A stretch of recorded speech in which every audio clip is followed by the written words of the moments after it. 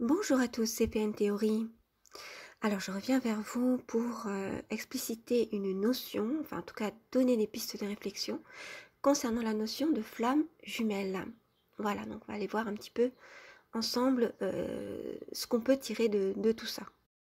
Alors, on peut voir qu'en ce moment il y a beaucoup de mélange entre trois notions.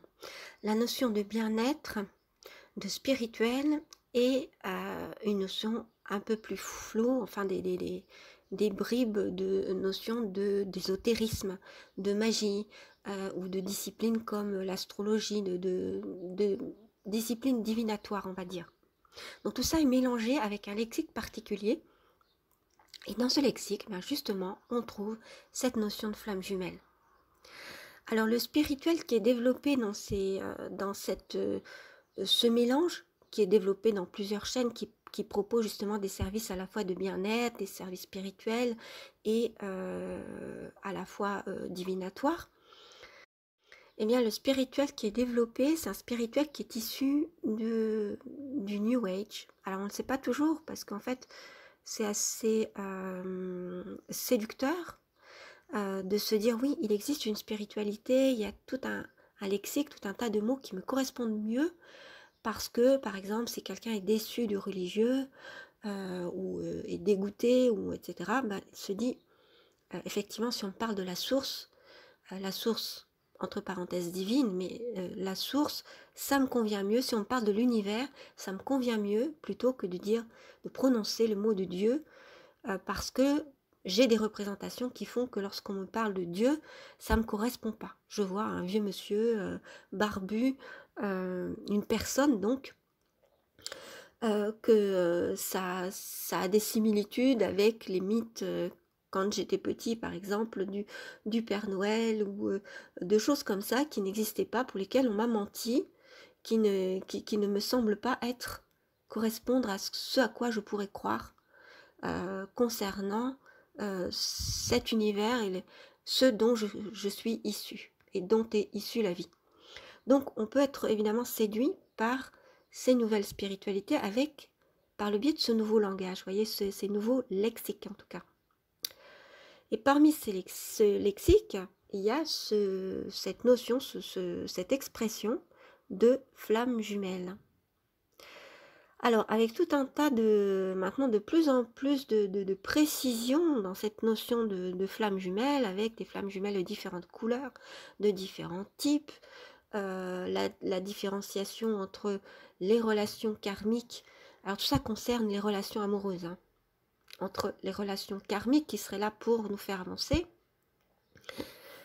et puis les relations de flammes jumelles ou les relations d'âmes sœurs qui seraient différenciées. Vous voyez ? Donc on va très loin dans la description de cet autre monde qui serait du domaine du monde spirituel, mais avec l'explication de ce que nous vivons sur Terre. Alors, pourquoi pas? Il y a certainement du vrai et du faux mélangé, mais je pense qu'il y a beaucoup de fioritures, c'est une curiosité malsaine d'aller savoir, d'aller vouloir aller chercher est-ce que je suis vraiment avec mon âme sœur, bon déjà au départ, hein, ou pas, et puis d'aller expliquer tout un tas de détails, tout un tas de théories, de justifications de ce que l'on vivrait ici sur Terre, qui est complètement New Age avec cette justification de création des âmes, parce que je suis allée me renseigner pour pouvoir faire cette émission, lorsqu'on parle de flammes jumelles, on se demande comment ça se fait que ce sont des âmes, hein. Le mot flamme est mis pour âme, mais on va voir plus loin ce que le langage implique dans nos consciences et dans nos représentations évidemment. Donc au départ, si on parle de flammes jumelles, donc en gros d'âmes jumelles, il faut pouvoir le justifier. Donc il y a toute une histoire qui tient du mythe pour expliquer la création des âmes. Donc qui est en contradiction évidemment, ou alors en tout cas qui ne veut pas le dire, mais elle est en contradiction avec les mythes religieux qui, eux, prônent que justement les âmes seraient créées tout simplement, qu'elles existeraient de toute façon, pardon, au niveau spirituel, dans les hautes sphères, près de Dieu, si vous voulez, et puis que elle serait implantée, euh, elle serait assignée à un embryon à un certain moment de la grossesse, ou un petit peu avant la grossesse, ou un petit peu après la naissance, enfin bref, voilà. C'est comme ça que les âmes seraient données à un corps pour vivre quelque chose sur Terre et puis s'élever. Voilà. Voilà ce que disent en gros les religions du livre. Tandis que ces théories ou ces spiritualités New Age ont une autre théorie. Donc je suis allée voir ce que c'était, la création des âmes, ce qui expliquerait la notion d'âme sœur et la notion de flamme jumelle, qui la justifierait en tout cas par ce mythe, c'est que pardon, les âmes naîtraient dans des poches, elles écloseraient dans des poches, hein, dans des gros œufs si vous voulez, et puis lorsqu'elles seraient dans la même poche, en fait elles feraient partie de la même famille d'âmes, et sur Terre, si elles se retrouvent, elles sentiraient qu'elles sont de la même famille d'âmes. Et pour les flammes jumelles, donc ça serait pour les âmes sœurs, par exemple, qui seraient très très proches dans cette poche, dans la bulle. Et pour la notion d'âme sœur, oui, ça c'est pour les notions d'âme sœur, pardon, et de famille d'âme. Et pour la notion de flamme jumelle, mais en fait, elle serait issue d'un même. Alors c'est un peu l'analogie avec, vous savez, l'œuf et puis les vrais jumeaux, en fait, où c'est un œuf qui se scinde en deux, et au lieu de constituer des parties, les toutes premières parties de l'embryon, d'un seul embryon, d'un seul individu, en fait, ça se divise et ça crée deux individus. Là, c'est exactement la même chose, et ça crée deux âmes. Voilà, suivant cette théorie ou cette spiritualité théorique New Age, d'accord? Voilà. Donc, ce qui m'ennuie là-dedans, c'est qu'on va dans plus en plus de détails et les personnes ont envie de se renseigner de plus en plus et recherchent. Et lorsqu'elles sont parties là-dedans, dans ces histoires de flammes jumelles, après il y a les flammes, alors je ne me rappelle plus exactement, hein, parce que j'écoute pas trop, mais les flammes de telle couleur, de telle autre couleur, de tel type, et on recherche, et voilà. Et en fait, on est dans une sorte d'obsession, dans une sorte de dépendance en fait. Alors, il est certain que chacun a ses croyances et que il est possible, parce que parfois on sent des affinités avec des personnes, qu'effectivement il y ait cette notion euh, de, de proximité que l'on peut ressentir avec des personnes, donc certainement que c'est le cœur qui est vraiment à l'unisson, qu'on se sent vraiment en symbiose avec certaines personnes.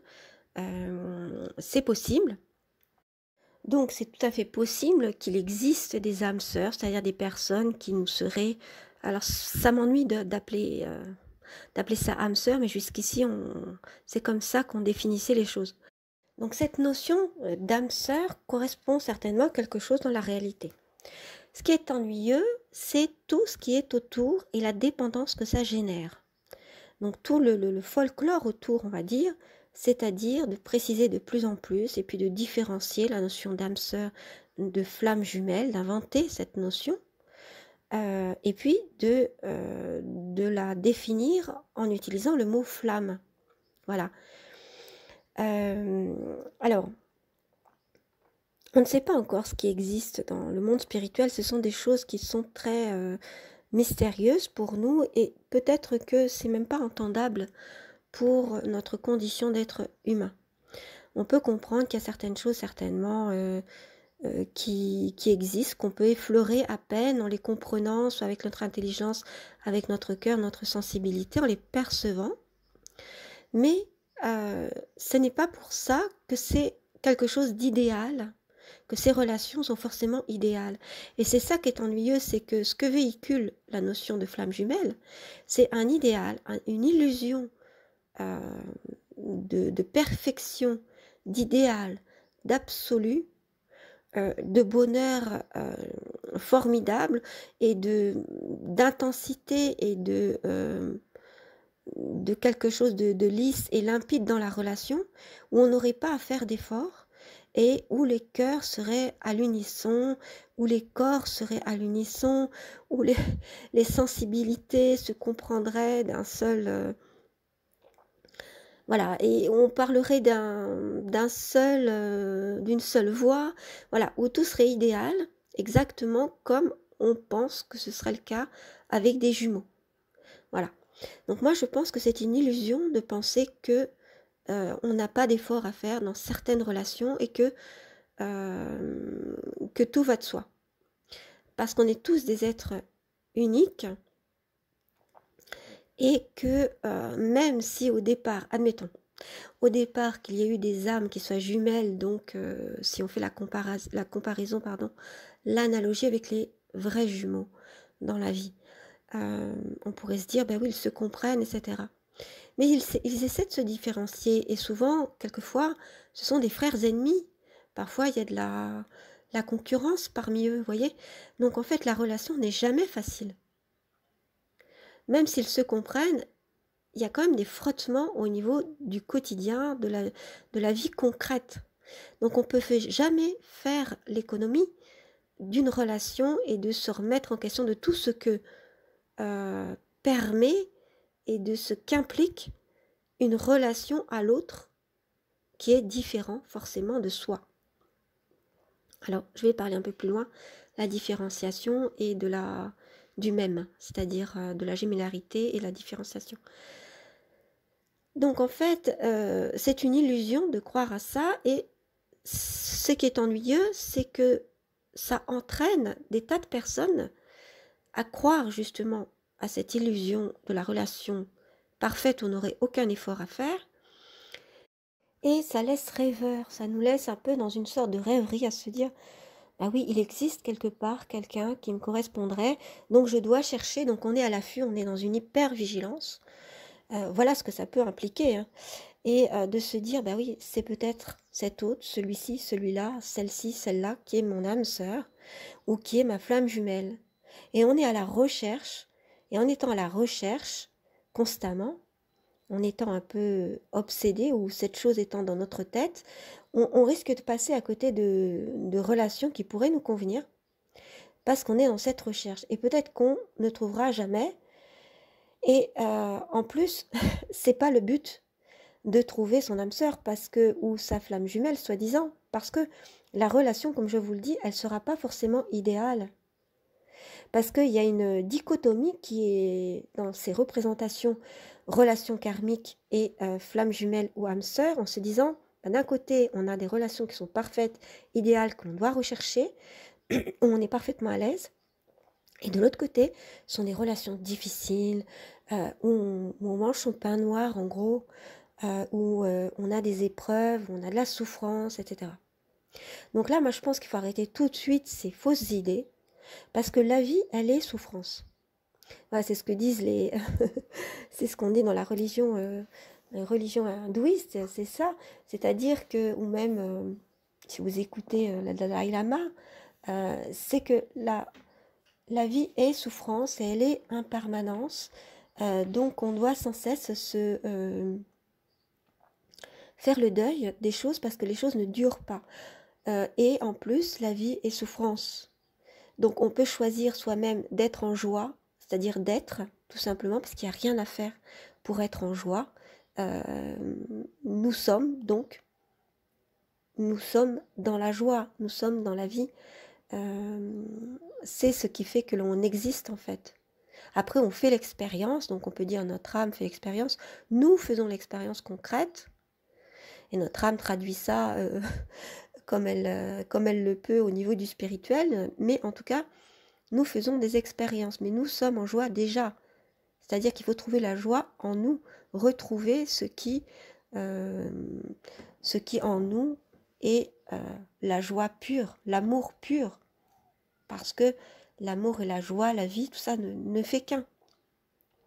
Donc, lorsqu'on est dans cette recherche, eh bien, on ne peut plus faire l'expérience de la joie uniquement avec nous parce qu'on est en recherche complète.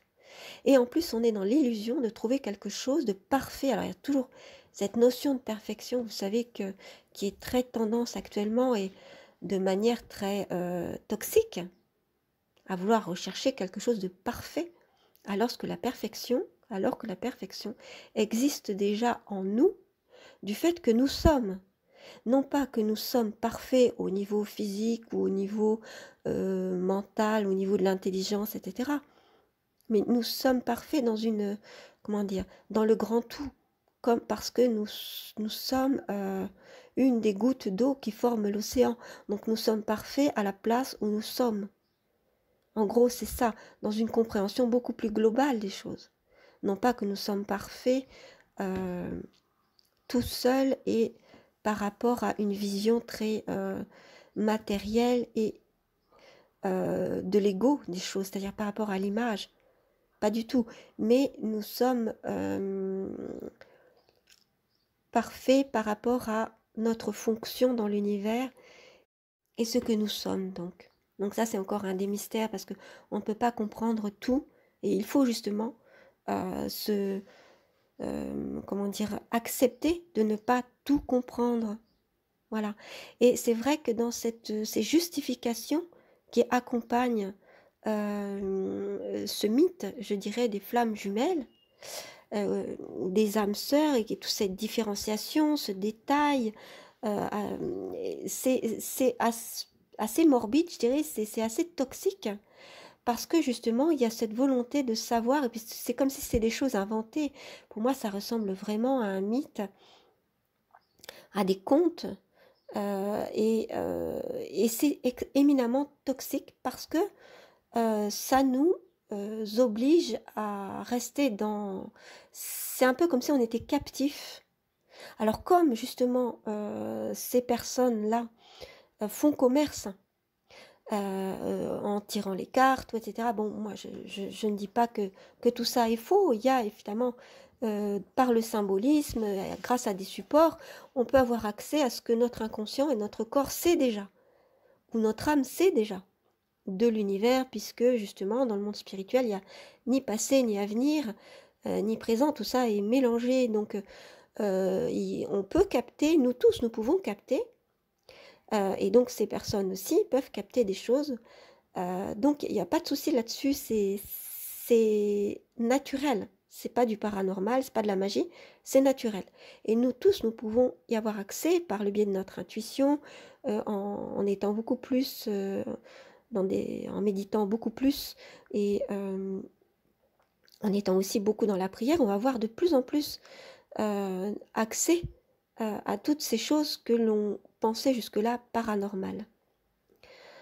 Tout ça existe. Mais par contre, c'est complètement toxique de vouloir, comment dire, expliquer toutes ces choses et laisser les personnes captives dans ces histoires et aller dans fort détail sur des choses. Par exemple, parmi le lexique, il y a mon autre qui est mis pour flamme jumelle, à la fois pour flamme jumelle ou pour âme sœur, ou pour le compagnon ou la compagne avec qui vous êtes, ou celui ou celle à qui vous pensez. Donc c'est beaucoup dans le registre amoureux.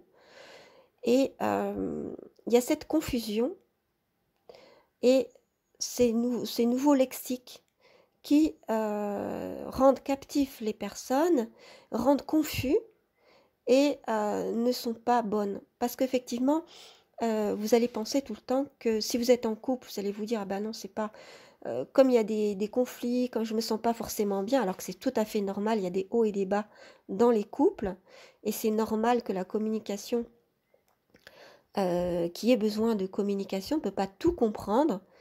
Donc je ferai une autre vidéo sur justement la relation de couple, telle qu'elle est dans la vie réelle et au mieux qu'on puisse la voir, parce qu'il n'y a pas finalement d'exemple, de repère sur ce que doit être une relation de couple.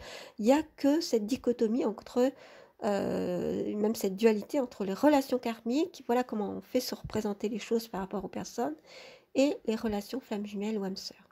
Voilà. Donc ça laisse dans une sorte de captivité, et donc évidemment financière, puisque toutes ces personnes demandent de l'argent pour se faire tirer les cartes. Enfin, elles doivent payer, et donc voilà, ils restent à l'affût déjà Donc ça veut dire qu'elles sont manipulables puisqu'elles pensent tout de suite, dès qu'elles rencontrent quelqu'un, c'est peut-être mon âme sœur, surtout si on le leur dit. Et puis, et reste dans l'illusion aussi qu'il existerait une relation idéale où il y aurait vraiment pas beaucoup d'efforts à faire, où elle serait enfin comprise. Alors que toutes ces choses-là, il faut d'abord qu'elles se comprennent elles-mêmes. Il faut d'abord se comprendre soi-même, s'accepter soi-même et s'aimer soi-même. D'abord, comment faire? J'explique tout cela dans une série de vidéos que j'ai fait il y a longtemps, que je remets en ligne actuellement. Voilà. Donc voilà ce que je voulais dire sur cette notion de flamme jumelle. Alors, par rapport au langage, le fait de parler de flamme plutôt que d'âme, c'est aussi tendancieux. C'est aussi tendancieux parce que la flamme, bon évidemment, on parle de la flamme de la vie, le fait qu'il y ait une flamme, donc pour dire que c'est quelque chose qui brûle, donc il y aurait une histoire de passion derrière, il y a la représentation de la passion derrière. Mais le problème, c'est que, par exemple, Lucifer, le diable, ou vous pouvez l'appeler comme vous voulez, en fait, est représenté, oui, comme une flamme, c'est-à-dire qu'il est la lumière, mais la lumière qui vient du feu. On parle aussi des flammes de l'enfer. Donc, vous voyez, dans cette sorte de passion, il y a toujours de la destructivité. La destruction se fait par le feu, qui est une purification, mais une purification par la destruction. Donc, il y a tout cet imaginaire aussi. Donc, je pense que ce n'est pas une bonne chose.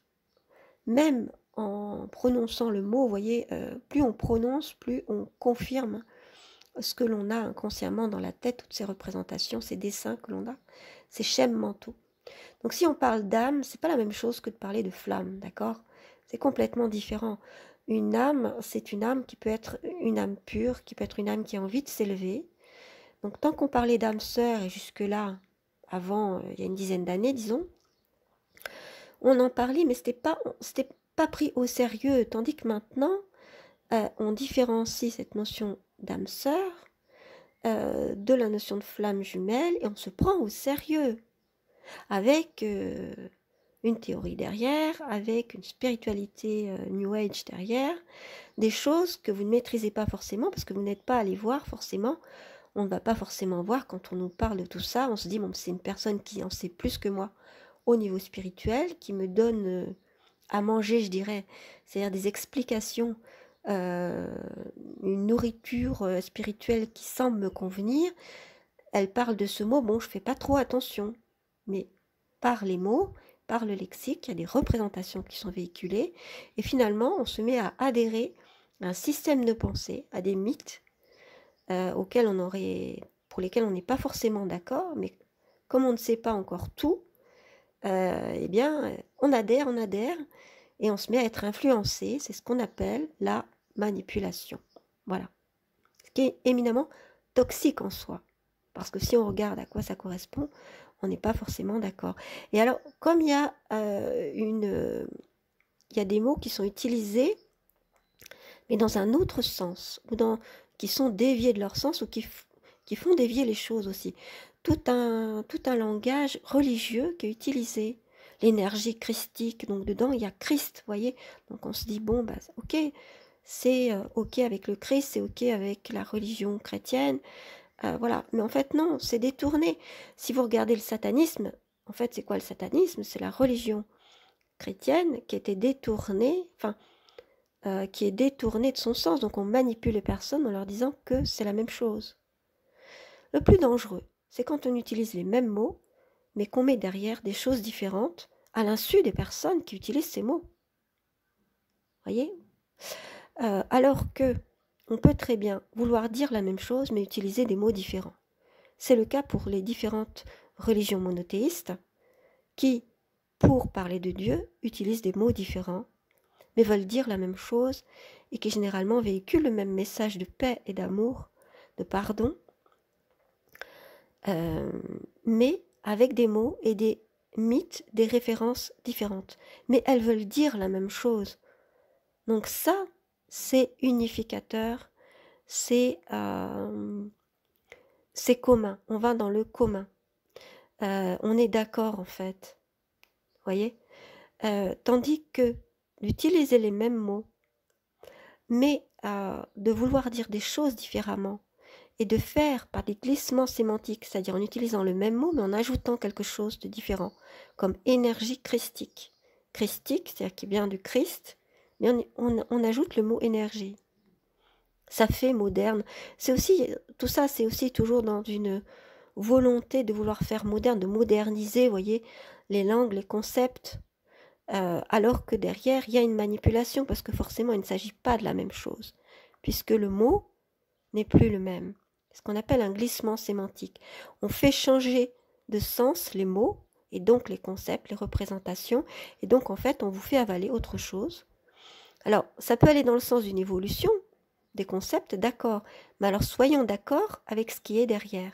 Allons voir ce qu'il y a derrière, pour voir si on est d'accord, pour adhérer en toute connaissance de cause, en ayant une idée éclairée. Voyez? Sinon, c'est de la manipulation. Donc voilà ce que j'avais à dire concernant les flammes jumelles. Moi, je pense que c'est un concept éminemment toxique. Il y a très certainement, nous avons très certainement des âmes qui sont plus ou moins proches les unes des autres, mais on n'est pas forcé de se rencontrer dans la vie. Et c'est pas forcément une bonne chose, voyez, de se rencontrer. Très certainement qu'il y aurait aussi des conflits avec des personnes qui seraient par exemple plus proches de nous au niveau de l'âme. Ça n'a rien à voir, voilà. Donc, on a de toute façon des difficultés à surmonter, puisque c'est comme ça qu'est la vie, c'est comme ça qu'on évolue, par ces expériences et par ces difficultés. Donc, je récapitule, vouloir trouver son jumeau, sa jumelle, en tant qu'âme, en tant que flamme, n'est pas forcément une bonne chose, parce que ce serait rencontrer du même, c'est vouloir rencontrer du même, et c'est l'illusion qu'on peut avoir quelqu'un qui est pratiquement comme nous, voyez. Or, le but de la vie, c'est rencontrer l'autre, c'est rencontrer du différent. Pourquoi? Parce qu'au contact du différent, on sait qui on est, on arrive à par comparaison, on arrive à savoir qui on est, et trouver son identité en fait. Donc on construit son identité par l'altérité, par le fait qu'il y ait de l'autre, du différent. Alors attention à ce mot de autre, hein, qui est pris dans un sens complètement différent dans ces vidéos et dans cette spiritualité New Age, où l'autre, c'est à la fois, comme je vous le disais, c'est très confus, ça peut être votre autre, c'est-à-dire votre âme sœur que vous ne connaissez pas encore. Et alors il y a tout un tas de questions, qu'est-ce qu'il est en train de faire, ou qu'est-ce qu'elle est en train de faire, où est-ce qu'elle en est, enfin bref, des choses comme ça qu'on n'a pas à savoir, qui servent à rien. À quoi ça sert de savoir ce que fait notre âme sœur si on en a une, alors que peut-être on la rencontrera jamais. Et en plus, comme je vous l'ai dit, la rencontre avec son âme sœur ou sa flamme jumelle n'est pas forcément une bonne chose, parce que c'est rencontrer du même, et ce n'est pas faire l'expérience de l'autre. Et alors c'est sûr que dans ces spiritualités, etc., on vous parle de votre autre, mais en fait, votre autre, c'est à la fois, ça peut être à la fois, donc c'est pour ça qu'il y a une confusion, une ambiguïté, je dirais. Une ambiguïté qui est voulue, hein. Cet autre, ça peut être la personne avec qui vous vivez, vous êtes en amour, ou des choses comme ça, et ça peut être aussi cette fameuse flamme jumelle ou âme sœur après laquelle vous courez, que vous avez envie de rencontrer, qui est votre idéal, qui vous fait rêver, comme une Madame Bovary ou un Monsieur Bovary. On pourrait dire, enfin pas Monsieur Bovary, mais bon, si on pouvait le mettre au masculin aussi. Et une illusion, une chimère en gros. Et donc il y a toute l'ambiguïté sur ce mot autre, parce que ça peut être autant une chose qu'une autre.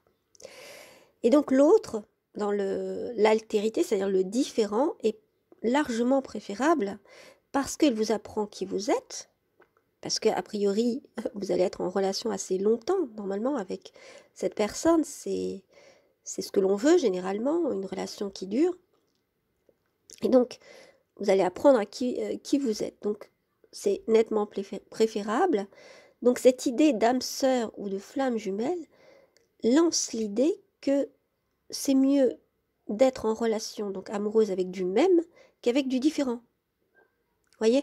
Et puis il y a cette histoire évidemment un peu incestuelle, ouais, je dirais, dans le langage même, âme sœur, flamme jumelle ou jumeau, frère ou sœur, voilà, qui voudrait être en relation amoureuse avec son frère ou sa sœur, son jumeau, sa jumelle, vous voyez.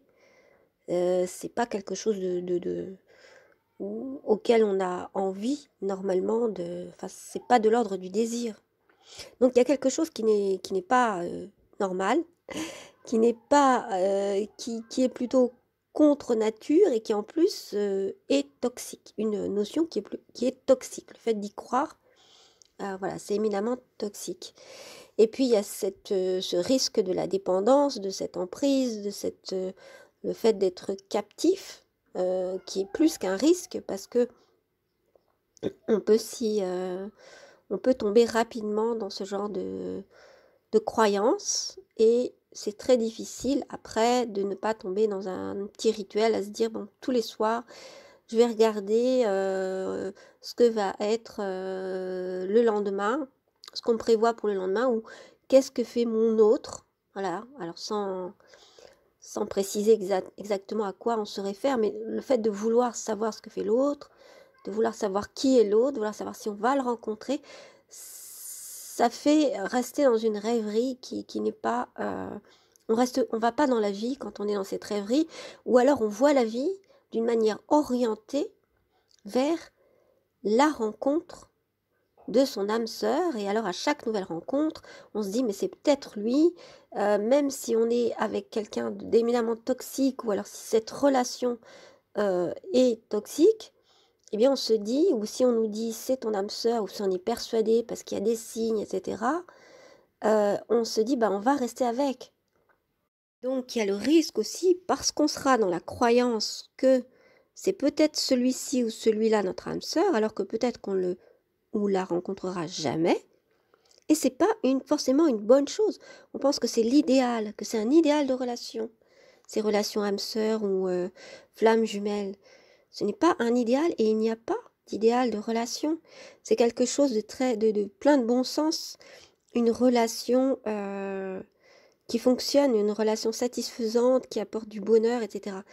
C'est quelque chose de très concret avec, évidemment ça fait toujours appel au fantasme, à l'imaginaire, parce que dans la relation, ce qui compte aussi, c'est beaucoup comment on s'imagine l'autre, même si on l'a devant soi.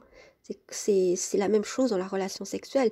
Tout est dans la tête et dans l'imaginaire, plus que dans les choses concrètes, euh, telles qu'elles se passent concrètement. Mais c'est beaucoup plus du bon sens et il n'y a pas cette rêverie, cette dépendance, cette chimère, cette croyance qui nous emprisonne et qui nous empêche de vivre notre vie et de voir les choses telles qu'elles sont. On voit les choses sous le prisme de c'est peut-être mon âme sœur, c'est une relation karmique, non c'est une relation flamme jumelle, et en fait on confond tout, quoi. Les prémices d'une relation, les premiers pas dans une relation où on est complètement aveuglé par la passion de cette nouvelle rencontre, par l'enthousiasme, etc., sont confondus avec le fait que la croyance en l'âme sœur. C'est peut-être mon âme sœur, c'est peut-être ma flamme jumelle, parce que tout va bien, alors que c'est tout à fait normal dans les débuts d'une relation où on voit que les bons côtés. Voyez? Donc c'est tout à fait normal. Et ça peut être confondu aussi avec une relation toxique. Voilà, ça c'est le risque. Parce que à ce moment-là, si on a du doute, on va essayer d'aller voir ces personnes qui sont à moitié un tiers dans la spiritualité, un tiers, enfin qui nous promettent en tout cas d'être un tiers dans la spiritualité, un tiers dans dans tout ce qui est ésotérique, et un tiers dans la psychologie aussi, et le bien-être, et qui risque de vous dire bah oui, il s'agit de votre âme sœur, alors que ce ne sera pas le cas, ou en tout cas si c'est le cas, en tout cas c'est quelque chose qui est toxique et ça vous empêche de voir ce que vous avez devant vous.